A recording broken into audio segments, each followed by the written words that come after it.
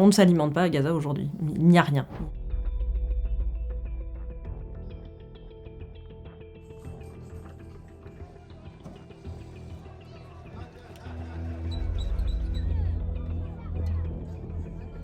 Les gens ont été déplacés jusqu'à 10 ou 15 fois.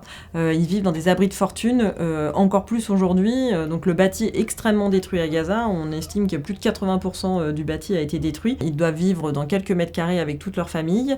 Ils n'avaient pas de quoi se chauffer pendant l'hiver. Il n'y a pas de quoi aujourd'hui se faire à manger. Même s'ils avaient accès à de la nourriture, ils n'ont pas de quoi la cuisiner.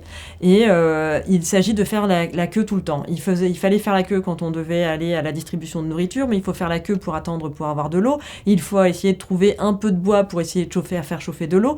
C'est constamment devoir c'est la survie.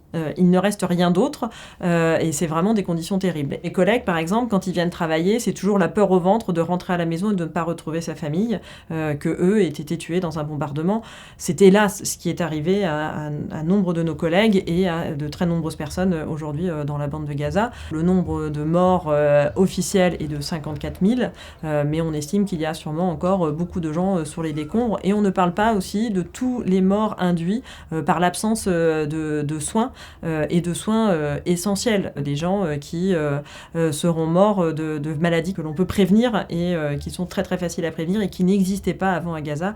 La faim, la malnutrition n'existait pas à Gaza avant cette guerre. Gaza, on l'a dit, est un charnier pour tout le monde, c'est un charnier pour les journalistes, c'est un charnier pour les acteurs humanitaires, et c'est un charnier pour la population gazaoui.